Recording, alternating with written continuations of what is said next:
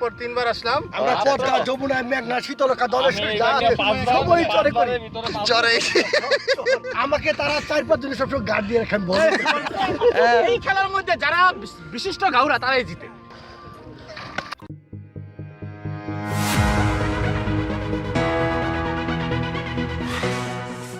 আসসালামু আলাইকুম।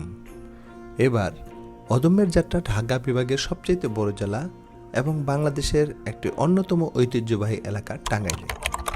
এই জেলা প্রসিদ্ধ পোড়াবাড়ির চমচম, মধুপুরের আনারস, টাঙ্গাইলের শাড়ি, আরও কিছু ঐতিহ্যবাহী স্থান নিয়ে। তবে সেখানে আজ আমরা যাচ্ছি না। আমরা যাচ্ছি টাঙ্গাইলের ভিতরের গ্রামের সৌন্দর্য ঘুরে দেখতে, যমুনার নদীতে গোসল, চরে ফুটবল খেলা আর বন্ধুর সাথে দেখা করতে। তবে সবসময় তো ঘুরে বেড়ানোর পাশাপাশি এই জেলার কিছু তথ্য থাকবে। টাঙ্গাইলের ডে ট্যুরেই ঘুরে আসা যায়। আমরা সকালে ভোরে বন্ধুরা মিলে সবাই মাইক্রোবাসে চেপে ঢাকা থেকে সোজা রওনা হলাম টাঙ্গাইল বোরহা বাজার উদ্দেশ্যে। প্রথমেই বন্ধুর সাথে যোগাযোগ করে তাকে সাথে নিয়ে নিলাম।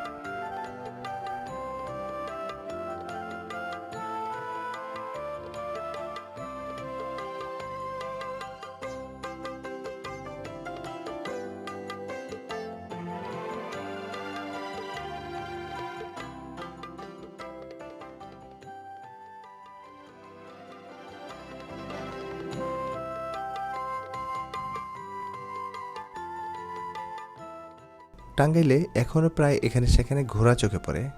এই জেলায় প্রচুর জমিদার বাড়ি দেখতে পাওয়া যায়, যেমন পাকুল্লা জমিদার বাড়ি, নাগরপুর জমিদার বাড়ি, মহেরা জমিদার বাড়ি, করটিয়া জমিদার বাড়ি আর ধনবাড়ি নবাব প্লেস, যার সম্পর্কে একটু পরে বলছি। আর যেখানে এত জমিদার বাড়ি, স্বাভাবিকভাবেই সেখানে প্রচুর ঘোড়ার গাড়ির প্রচলন ছিল। আর ঘোড়ার গাড়িকে বলে টাঙ্গা। আর জমিদার বাড়ি এলাকা চিহ্নিত করতে এর মাঝে যে ডিভাইডেশন করা হয় তাকে বলা হয় আইল। সেখান থেকেই বোঝা যায় টাঙ্গাইল শব্দটি এই দুটি শব্দের সংমিশ্রণে হয়েছে। তবে এই নিয়ে মতভেদ আছে। তবে যাই হোক, টাঙ্গাইল যে এত সবুজে সুফলা সুন্দর একটা জেলা, গ্রামগুলো ছবির মতো সেজে আছে, ভিতর ঢুকলেই তা অনুভব করা যায়। সেখানে ঘুরেঘুরি করে আমরা যমুনার পাড়ে উপস্থিত হলাম। তারপর আর কে পায় মাছ ধরা, গোসল করা আর আমাদের ঐতিহ্যবাহী অমীমাংসিত ফুটবল খেলা।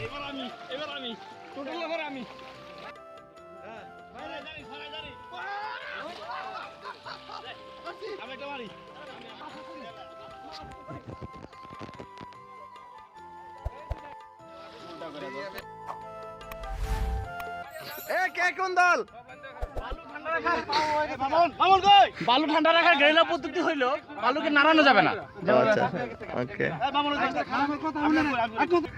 চিকন একদল, মোটা একদল।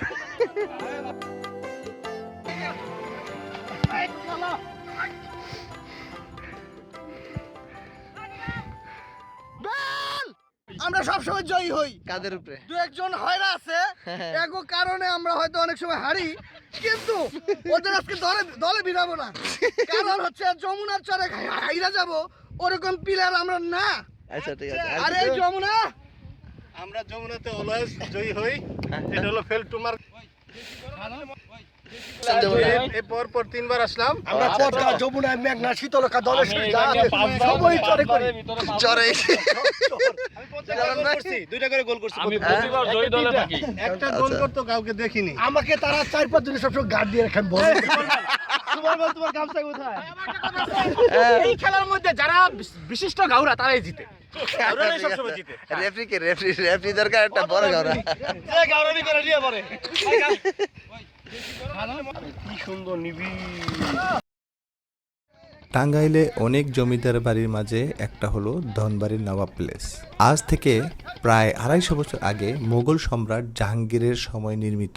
উত্তরাধিকারী সূত্রে এই প্রাসাদের মালিক নবাব বাহাদুর সৈয়দ নবাব আলী চৌধুরী ছিলেন অবিভক্ত বাংলার প্রথম মন্ত্রী। ঢাকা বিশ্ববিদ্যালয়ের প্রতিষ্ঠায় তার বেশ অবদান ছিল, আর তাই তার সম্মানে আজও ঢাকা বিশ্ববিদ্যালয়ের সিনেট ভবনের নাম সৈয়দ নবাব আলী চৌধুরী সিনেট ভবন।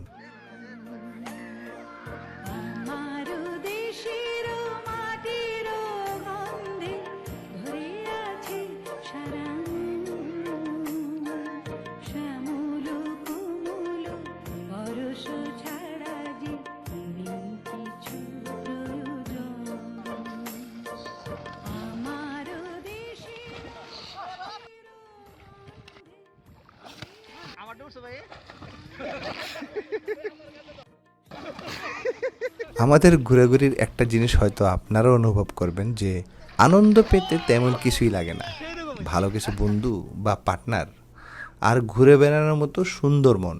সেখান থেকে বন্ধুর বাড়িও ঘুরে আসলাম, বাচ্চাদের পিস্তল নিয়ে মজা টজা করে ফের রওনা দিলাম ঢাকার উদ্দেশ্যে। আল্লাহ হাফেজ।